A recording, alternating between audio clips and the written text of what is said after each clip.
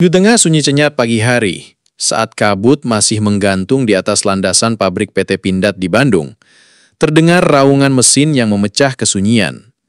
Suara itu bukan sekadar tanda produksi biasa, itu adalah tanda kebangkitan. Di balik gerbang tinggi dan pengamanan ketat, para teknisi dan insinyur Indonesia bekerja tanpa henti. Mereka tidak sedang membuat peralatan biasa, mereka tengah menempa kejayaan bangsa. Hari ini, dunia sedang menatap Indonesia dengan pandangan berbeda. Tidak lagi sebagai negara berkembang yang sekadar menjadi pasar, tapi sebagai produsen kekuatan. Ribuan unit alutsista, mulai dari Panzer Anoa, Rantis Maung, hingga senapan SS-2 dan drone-drone canggih seperti Rajata dan Elang Hitam, kini resmi diborong oleh negara-negara sahabat. Sebuah fenomena langka dan monumental. Kontrak senilai miliaran dolar ditandatangani, bukan oleh negara pembeli seperti biasa, tapi oleh Indonesia sebagai negara penjual. Bukan hanya satu atau dua negara, Filipina, Bangladesh, Nigeria, Uni Emirat Arab, bahkan negara di kawasan Eropa Timur seperti Serbia dan Kroasia, semuanya kini memesan alutsista dari Indonesia. Di balik semua ini, ada satu narasi besar yang tidak dapat diabaikan. Indonesia telah menggeser peta kekuatan industri militer Asia Pasifik. Namun seperti biasa, keberhasilan selalu memantik reaksi. Malaysia dan Australia, dua tetangga yang selama ini merasa lebih unggul dalam hal pertahanan, kini mulai merasakan dentuman langkah kaki kekuatan baru di kawasan. Malaysia terang-terangan menyebut keberhasilan Indonesia sebagai wake-up call, sementara Australia diam-diam mempercepat anggaran pertahanan dalam APBN-nya.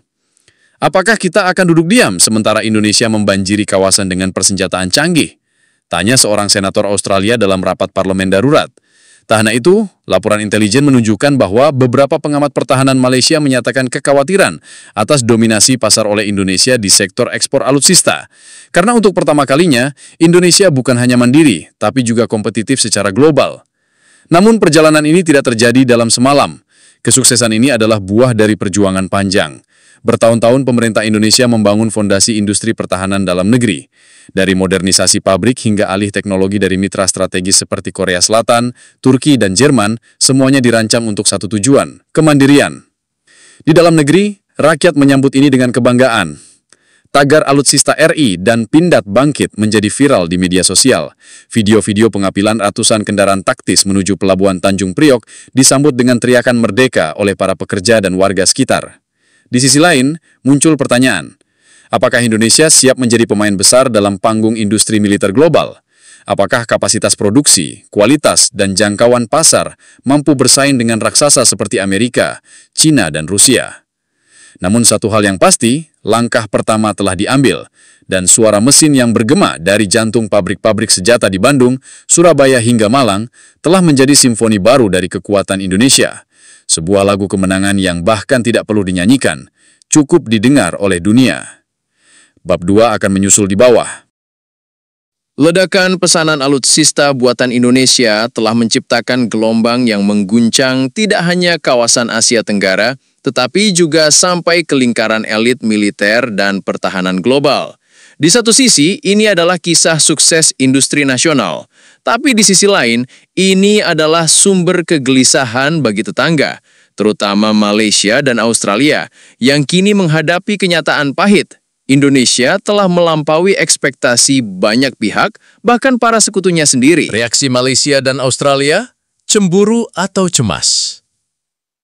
Dari Kuala Lumpur, nada tidak nyaman mulai terdengar. Dalam sebuah forum pertahanan di Universiti Pertahanan Nasional Malaysia, UPNM, seorang analis militer menyebut, keberhasilan Indonesia bukan hanya soal teknologi, tapi juga nasionalisme.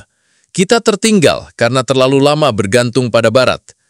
Pernyataan itu menjadi viral, menandakan gelombang keresahan di kalangan elit Malaysia. Pemerintah mereka kini mempercepat revisi Cetak Biru Pertahanan 2030 dan bahkan mempertimbangkan kerjasama lebih intensif dengan Turki untuk mengejar ketertinggalan. Sementara itu di Australia, kekhawatiran lebih bersifat strategis. Canberra memandang kebangkitan militer Indonesia bukan sekadar ancaman ekonomi, tetapi tantangan geopolitik. Salah satu laporan dari Australian Strategic Policy Institute atau ASPI menyebutkan Indonesia dengan kemampuan ekspor alutsistanya bisa membentuk blok pertahanan sendiri di Asia Tenggara. Ini menurunkan leverage Australia sebagai penyedia utama bantuan militer dan pengaruh regional. Laporan tersebut bahkan menyarankan peningkatan anggaran pertahanan Australia sebesar 2,5% dari PDB dalam waktu 3 tahun ke depan. Indonesia, apakah siap jadi raksasa industri militer? Kesuksesan ini tentu tak datang begitu saja. Indonesia berhasil memanfaatkan celah, kebutuhan negara-negara berkembang akan alutsista murah tapi andal. Sementara produsen seperti AS, Rusia, atau Prancis mematok harga fantastis, Indonesia hadir dengan kualitas mumpuni dan harga yang jauh lebih kompetitif. Namun, tantangan baru juga mulai muncul. Kapasitas produksi. Banyak kontrak besar memaksa Indonesia meningkatkan kapasitas dan kecepatan produksi. Jika tidak ditangani serius, bisa muncul backlog. Standarisasi internasional, sertifikasi produk dari NATO dan lembaga lain menjadi syarat utama untuk penetrasi pasar Eropa dan Amerika Latin. Stabilitas politik, investor dan negara pembeli sangat sensitif terhadap perubahan kebijakan dan stabilitas pemerintahan di negara produsen. Meski begitu, pemerintah Indonesia lewat Kementerian Pertahanan dan BUMN industri strategis seperti Pindad, PAL, dan Dahana terus melakukan modernisasi dan ekspansi. Bahkan kini pembangunan kawasan industri pertahanan di Subang menjadi bukti nyata bahwa visi menjadi raksasa industri militer bukan sekedar mimpi. Dari pabrik ke medan perang, narasi baru Indonesia. Ada yang berubah di cara dunia melihat Indonesia. Dulu Indonesia dilihat sebagai pasar potensial. Kini Indonesia adalah produsen dan pemasok kekuatan, bukan hanya menjual senjata, tetapi juga membentuk hubungan geopolitik baru melalui ekspor militer. Malaysia dan Australia boleh saja gelisah, tapi Indonesia hanya menjalankan takdirnya, menjadi bangsa mandiri yang disegani, bukan ditakuti, dan yang membangun kekuatan, bukan sekedar memamerkan. Indonesia telah berbicara dalam bahasa baru, bahasa kekuatan, teknologi, dan kedaulatan, dan dunia mulai mendengarkan. Tempat kawasan industri pertahanan Indonesia mulai dibangun. Cahaya oranye keemasan memantul di atas rangka baja yang menjulang, simbol bahwa masa depan sedang ditempa, bukan ditunggu. Di tengah debu konstruksi dan suara dentuman logam, semangat para pekerja menggema. Indonesia tidak lagi hanya mempersenjatai diri, Indonesia kini mempersenjatai dunia. Dalam waktu singkat, Indonesia telah berubah dari sekadar konsumen teknologi militer menjadi produsen yang diperhitungkan. Dari senapan hingga panser, dari drone hingga kapal perang, semuanya bukan hanya buatan dalam negeri, tapi juga membanggakan, bahkan diminati banyak negara. Dan di balik semua ini, ada satu kekuatan utama, tekad. Tekad para insinyur yang bekerja siang malam tanpa sorotan kamera. Tekad para pemimpin yang menolak ketergantungan pada asing.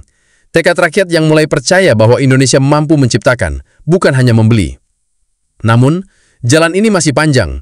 Indonesia belum menjadi kekuatan super, tapi arah angin sudah berubah. Di belakang ada sejarah panjang ketertinggalan dan tekanan geopolitik. Di depan, terbentang peluang menjadi negara eksportir senjata terbesar di Asia Tenggara, bahkan mungkin dunia. Malaysia boleh waspada, Australia bisa merasa terganggu. Tapi bagi Indonesia, ini bukan soal menyaingi siapapun. Ini adalah soal berdiri tegak di kaki sendiri, soal memastikan bahwa ketika dunia berbicara soal teknologi pertahanan, nama Indonesia tidak lagi di akhir daftar. Kini, ribuan alutsista buatan negeri sendiri telah dikapalkan ke berbagai belahan dunia, dan di setiap produk itu tertanam sesuatu yang tak bisa ditiru oleh negara manapun, semangat bangsa yang tidak mau menyerah.